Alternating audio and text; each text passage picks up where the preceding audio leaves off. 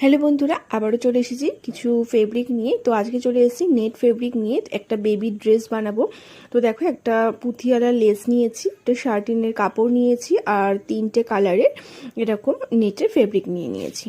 তো চলো এটা দিয়ে একটা বেবি ড্রেস বানানো যাক। তো এটা দেখো, এটা ফ্রন্ট পার্টটা, ওপরের টপ পার্টের ফ্রন্ট সাইডটা একদিকটা দেখো পিঙ্ক কালারের নেট দিয়েছি, একদিকটা স্কাই কালারের, আর মিডিলটা আছে দেখো ম্যাজেন্টা কালারের।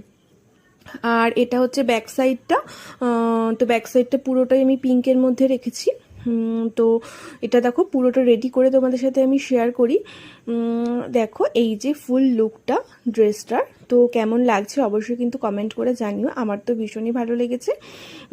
দেখতে পাচ্ছ এখানে দেখো নিচে 3টে লেয়ার আছে, ওপরে পিঙ্ক, আর মিডিলে স্কাই, আর একদম নিচে ম্যাজেন্টা কালার দিয়েছি। আর দেখো এগুলোতে কিন্তু ক্যান ক্যান পট্টি বসিয়ে দিয়েছি আমি, যার জন্য একটু ভালো বেশি ফোলা ফোলা লাগছে।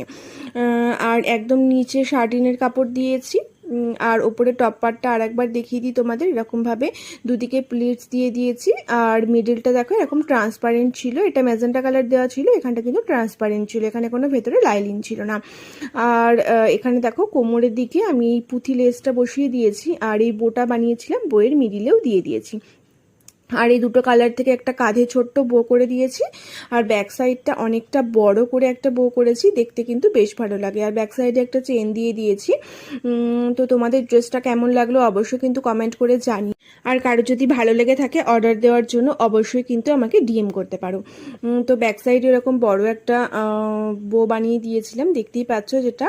আর আমি এটা পরে, যার জন্য বানিয়েছিলাম, সেই বেবিটাকে পরে কেমন লাগছে সেটাও আমি তোমাদের সাথে শেয়ার করব।